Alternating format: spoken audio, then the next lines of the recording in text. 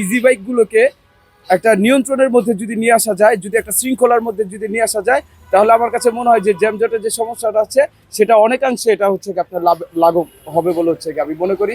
এবং অবশ্যই এটার একটা সুফল নগরবাসী আপনার দেখতে পাবে ইনশাল্লাহ। অবৈধ তো অবৈধই, কথাটা বলছেন না, যানজট শহরের ভিতরে যানজট এগুলির জন্য সমস্যা। যেটা বৈধ থাকে ওটা তো মনে করেন শহরে চলতে পারে, কিন্তু অবৈধ লেগে তো চালাই যায় না, এই যে গিয়া জামে পড়ে থাকবে। যে এটা করলে ধরেন ভালো হবে, ধরেন নারায়ণগঞ্জ শহরে আমার জানা মতে ঠিক আছে 11,000 প্লেট চলে।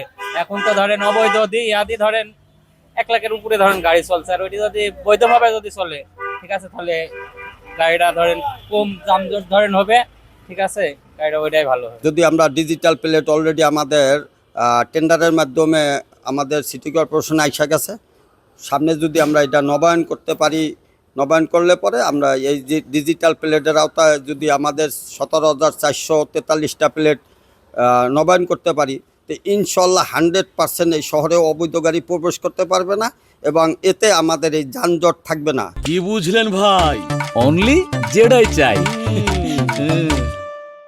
আমরা চাই যে ব্যক্তি নামে এই লাইসেন্সগুলি হোক, সে এটা ব্যবহার করে তার পরিবার পরিজন নিয়ে সে থাকুক, এবং এই লাইসেন্স যত্রতত্র দেওয়া হবে না, শুধু যার লাইসেন্স থাকবে সেই সিটি কর্পোরেশন এলাকায় আপনার এই গাড়ি চালাতে পারবে।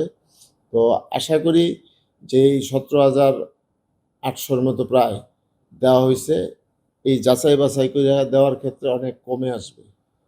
এবং যেটা হবে সেটাই, যেমন আমি সিদ্ধিরগঞ্জে এক ধরনের কালার দিব, নারায়ণগঞ্জ শহরে এক ধরনের কালার থাকবে গাড়ির, বন্দরেরটা এক ধরনের কালার থাকবে, এবং সেই হিসাবে দিয়ে একটা ভালো একটা ম্যানেজমেন্টের মাধ্যমে যাতে যানজট সমস্যাটা সমাধান হয় এবং অটোরিকশাওয়ালারা যাতে তারা স্বস্তিতে চালাইতে পারে, জনগণ স্বস্তিতে চলতে পারে, সেই ব্যবস্থাটা আমি ইনশাল্লাহ করার চেষ্টা করবো। ইনশাল্লাহ আশা করি করবো নারায়ণগঞ্জবাসীকে নিয়ে।